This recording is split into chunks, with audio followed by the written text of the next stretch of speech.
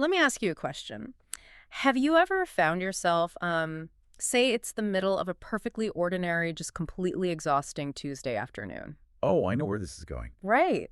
And you suddenly make this executive decision that you absolutely must go buy a small, arguably completely unnecessary treat? Yeah, like your life depends on it. Exactly. I'm talking about like an iced matcha latte or maybe a surprisingly expensive little pastry. You don't actually need it for sustenance. Not at all. You are buying it just to survive the sheer psychological weight of a stressful Tuesday. Right. You know, you're essentially tossing yourself a tiny life raft. It is such a universal modern reflex. I mean, you are staring at your screen, the inbox is just overflowing, and there is this very real cognitive calculation that happens. Yes, the calculator. Right, where you go, if I do not acquire this highly specific, slightly overpriced beverage right now, my capacity to finish this week is just, it's going to collapse. It's going to zero. And that exact feeling, that visceral urge to reward yourself with a little something just for getting through the day is exactly what we are unpacking in today's deep dive. It's a really good one. We have a fascinating stack of notes in front of us today,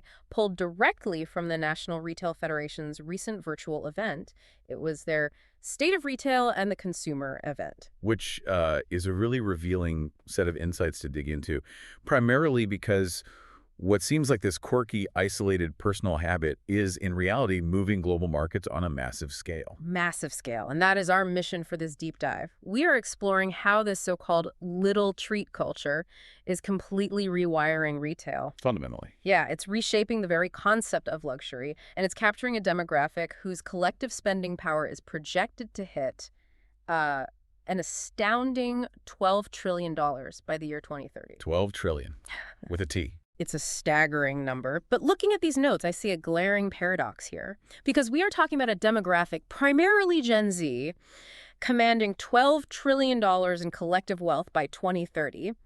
That is an empire-building amount of money. Right. It's huge. Yet, my deduction here is that treating yourself to a coffee or like a lip gloss, it no longer feels like a luxury flex. It feels like a modern survival tactic. Yeah, that's a perfect way to phrase it. So why is a demographic with so much financial force driving a massive economic shift by buying tiny treats instead of, traditional big-ticket investments? Lay the groundwork for us here. Well, to understand the spending mechanics, you really have to look at the psychological environment this generation is operating within. And the primary driver here is profound exhaustion. Exhaustion. Yeah. Gen Z is coming of age in a uniquely draining digital and economic landscape. Yeah. The insights from the National Retail Federation event paint a really clear picture of consumers who are navigating just an absolute barrage of digital noise. It's constant. Right.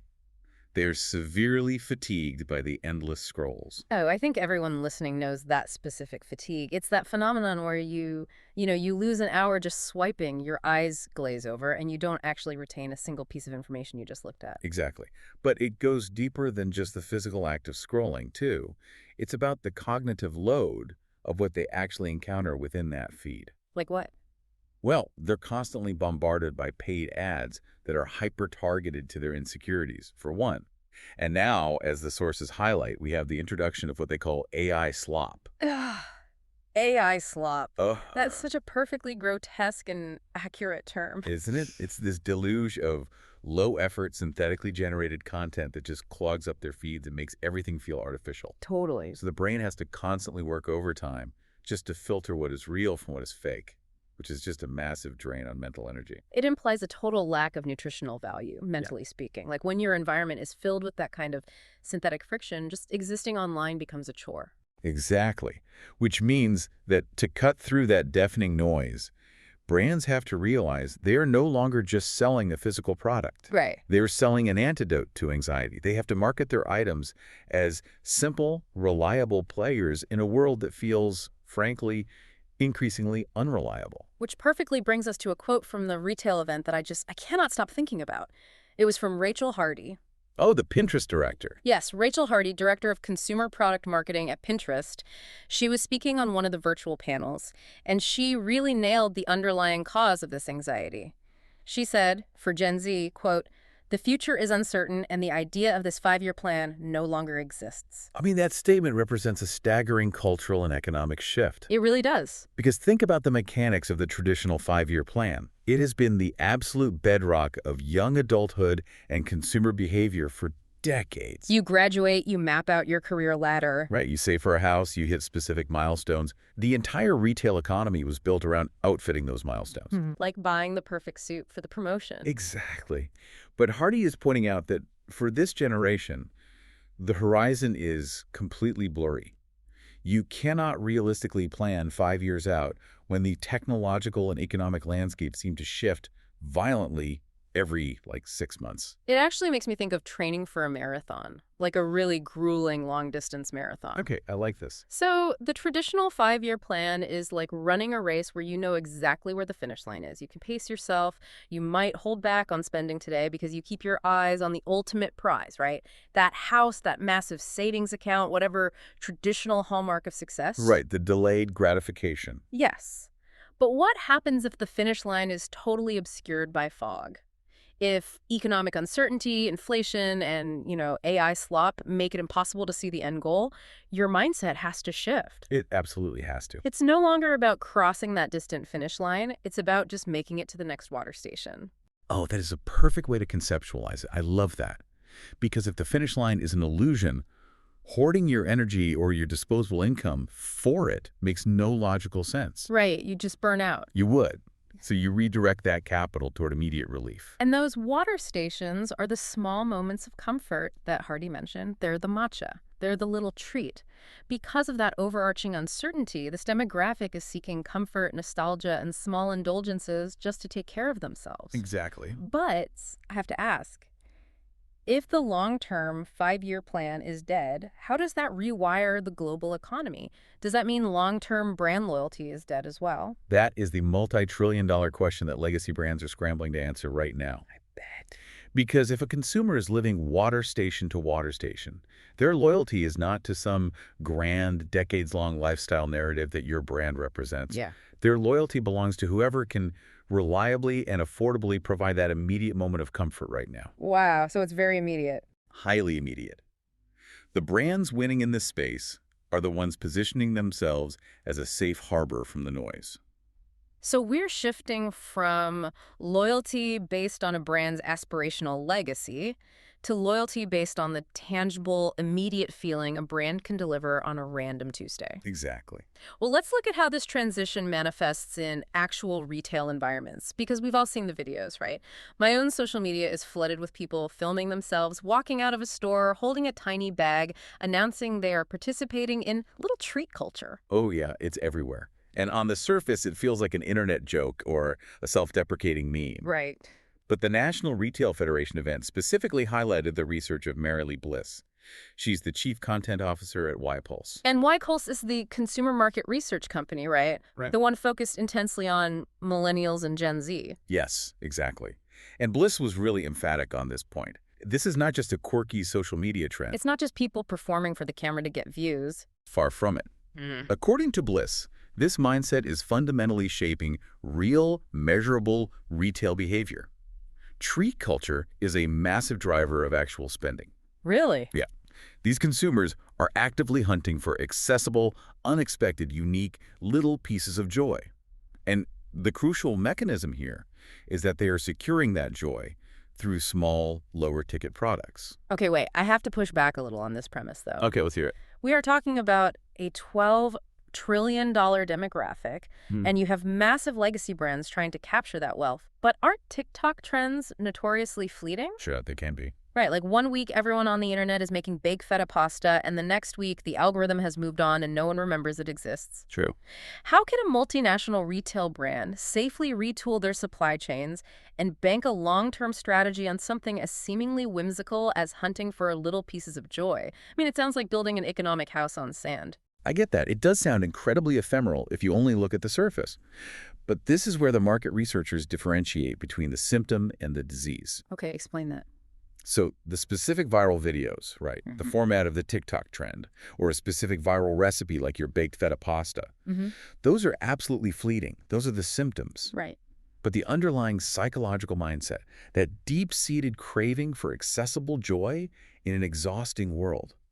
That is a permanent structural shift in consumer psychology. Ah, so a brand shouldn't try to manufacture the next viral video. They need to manufacture the infrastructure for the treat itself, like the delivery method for the dopamine. That is the exact key distinction. Young consumers are actively redefining what luxury actually means today. How so? Well, the old mechanism of luxury relied heavily on exclusivity, scarcity, and the act of saving up for years to afford a status symbol. Like a really expensive watch or a handbag. Right. But again, if the 5-year plan is dead, saving up for 5 years to buy a single stressful status symbol feels absurd to them. The new luxury is immediate, it is accessible, and it is frequent. That is wild. The definition of luxury has completely inverted. It is no longer about the velvet rope keeping people out. Not at all. And Rachel Hardy and Mary Lee Bliss both pointed this out at the event. The modern luxury market is less about splurging on a single big-ticket item and much more about springing for everyday things, the treats and the trinkets. So let's dig into those specific products, because the examples in the research really illustrate how this works in practice. Like last year, beauty and skincare brands completely altered their approach. Oh, they pivoted hard. Yeah, you look at brands like Bubble and Sweet July, they saw the massive success the brand Road was having, and they didn't try to invent like a new high-end perfume. No, they piled directly into lip treatments. Lip treatments, lip balms, serums, glossy sticks. On paper, it seems almost too basic to drive a macroeconomic shift. I mean, it is literally just lip balm. It is. But the strategy is brilliant because these aren't marketed like the standard chapstick you grab at the pharmacy checkout for $2. Right, they're not just utilitarian. Exactly. They are packaged and marketed as elevated aesthetic experiences. And the pricing is the absolute linchpin here. These lip treatments typically cost between $12 and $30. $12 and $30. That price bracket is the undisputed sweet spot for the little treat economy, isn't it? It absolutely is, because consider the psychology of that price point. $30 is exponentially less than a traditional luxury item, like a designer handbag or a high-end fragrance. So it's highly accessible. It's highly accessible, but it is just expensive enough to feel like a genuine indulgence rather than a mundane necessity. It's a $30 ticket to feeling pampered, which you can easily justify on a random Tuesday, whereas a $300 ticket requires planning and, honestly, a lot of guilt. Exactly. And because that price point removes the financial guilt, the consumer behavior around acquiring these items changes dramatically. What do you mean? Well, companies are leaning hard into the idea of shopping itself as a self-care routine. They are encouraging their customers' idiosyncrasies, particularly the desire to buy frequently and to buy in bulk. The bulk buying aspect really stood out to me as a huge indicator of this shift. We are talking primarily about female consumers in this data set. And the research shows they don't just go into a store and buy one item. Right. They aren't stopping at one. No, they don't buy a single Newton bracelet or just one Kendra Scott necklace. They don't buy one solitary accessory to snap onto their bog bag. They buy a lot of them. Because they are curating modular collections of small joys, let's look at the bog bag example. Yeah, explain the bog bag for those who don't know. It is essentially a perforated tote bag. Pretty simple. But the brilliance of the product is that the holes allow for endless customization. Like those shoes with the little charms. Exactly like that. You don't just buy the bag once. You continuously buy small charms and accessories to plug into it. The bag is just the hardware. The accessories are the software updates. Love that. Software updates. Yeah. Each little charm, each new bracelet is a microtransaction of happiness. It's a modular system for generating joy. I mean, imagine the traditional luxury goal used to be acquiring a Birkin bag, right? The ultimate status symbol. Right. This massive, incredibly expensive, highly exclusive item that you might spend years trying to get off a wait list. Pursuing a Birkin is an inherently stressful goal. It demands a rigorous long-term plan. Absolutely. What we are seeing now is an entire generation replacing the stressful pursuit of a Birkin with a steady drip feed of affordable dopamine just to get them through the week. A steady drip feed of affordable dopamine is perhaps the most accurate summary of this entire $12 trillion economy.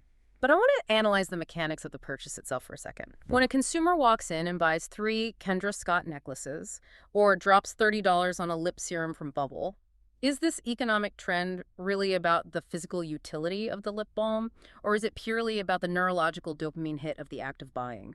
That is the absolute crux of the matter. While the physical product obviously has to be good, it must be aesthetically pleasing, functionally competent. The true product being sold by these retailers is the moment. The moment. Yes.